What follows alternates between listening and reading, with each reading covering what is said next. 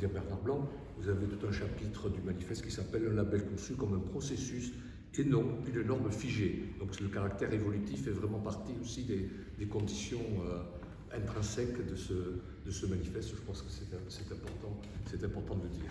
Voilà donc, Monsieur le Président de la Fédération des promoteurs immobiliers, je vous donne la parole. Merci d'abord, Monsieur le maire et Bernard Blanc, pour que la Fédération puisse être autour de la table des discussions et en particulier être les premiers signataires du manifeste. Je dois dire que quand Bernard Blanc nous a sollicité en juillet dernier, dans l'esprit de dire il y a le label Frugal Bordelais, mais on voudrait nous faire un acte d'engagement plus fort, moi j'étais de suite assez emballé et assez motivé, puisque notre profession est en profonde amélioration, en profonde évolution. On est très conscient des problématiques environnementales, des problématiques d'usage, de loger les personnes les plus faibles. Et en particulier, notre nouveau président national a comme ligne directrice de dire qu'il est important de redorer l'image de l'acte de construire, car il est noble, utile et nécessaire. Et je pense que dans ce discours-là et dans cette phrase-là, on retrouve bien le fait que notre profession est à l'origine de beaucoup de choses et qu'elle est aussi à l'origine de beaucoup de contraintes, parfois avec les riverains, parfois dans la qualité des logements. Donc il était important que la Fédération Nouvelle-Aquitaine se mobilise. C'est le cas aujourd'hui avec Christophe Noël, mon vice-président, et avec qui on travaille sur ces thématiques du bâtiment frugal, parce que notre profession est là aussi pour montrer qu'on est aussi à l'écoute de l'évolution du métier. Il y a des choses qui sont essentielles et qui ont fait qu'on a pu signer. C'est tout d'abord le principe qu'évoquait Monsieur le maire d'évolutivité, je dirais d'amélioration continue, car c'est réellement comme ça que c'est rédigé dans le manifeste. Aujourd'hui, c'est un label avec des critères, mais la réalité des choses, c'est qu'on va mettre en place des échanges réguliers pour faire des retours d'expérience et savoir si certains thèmes qui vont être proposés dans le bâtiment sont peut-être dans 1 an ou dans 2 ans obsolètes, alors que d'autres tendances arrivent et donc il faut absolument être dans ce perpétuel mouvement. Ce qu'on a beaucoup apprécié aussi et qui est essentiel, c'est qu'on a pu connaître dans le passé un acte de production des logements qui s'est rallongé à cause des délais d'instruction de permis, à cause des délais de préinstruction de permis. Et là, on a un engagement fort et ferme de la part de la mairie de travailler sur un cycle plus court.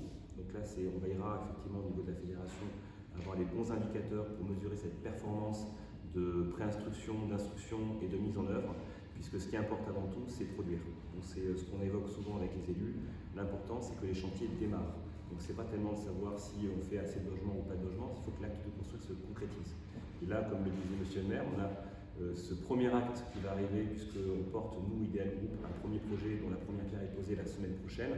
Je suis très fier de dire qu'effectivement, on est des acteurs, l'ensemble de la fédération, des acteurs qui sont en mouvement et que ceci n'est pas un concept, mais une réalité, puisqu'on est vraiment dans cet acte de construire. Pour finir, il est important aussi de rappeler qu'on va tous se mobiliser pour faire que cette construction nouvelle génération avec du bas carbone, avec une filière locale, il va falloir aussi qu'on l'anime. Donc la fédération va s'engager aussi avec les autres acteurs du territoire, la FFB, mais aussi la mairie, pour trouver les bons acteurs pour produire, locaux, mais également les bons bureaux d'études pour produire localement.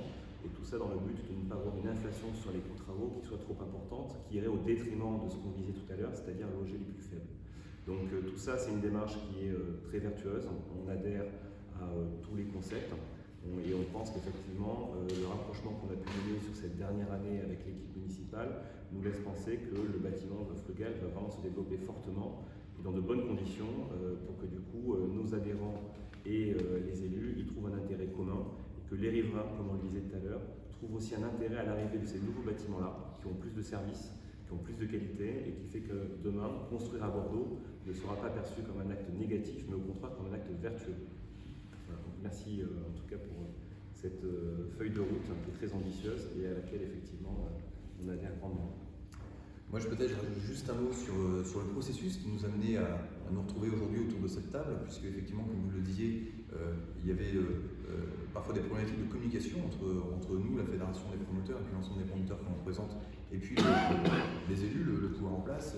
Aujourd'hui, la méthode qui a été proposée d'évolution de cette réflexion et de pousser finalement un certain nombre d'éléments qui sont logiques, puisqu'on va parler de circuits courts, de logements traversants, tout ça va dans le bien du logement et dans le bien des gens qui vont pouvoir y habiter.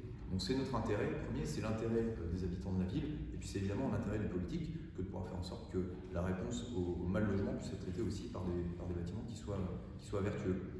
Ça, la proximité des usages, la proximité du transport, voilà, tout ça participe d'un ensemble qui est vertueux, qui est bon, qui est sain pour la ville. On va pouvoir re-questionner au fur et à mesure de l'évolution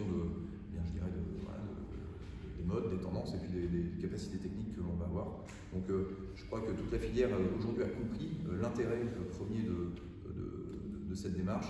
Les architectes, à mon point de douter, vont s'y inscrire réellement.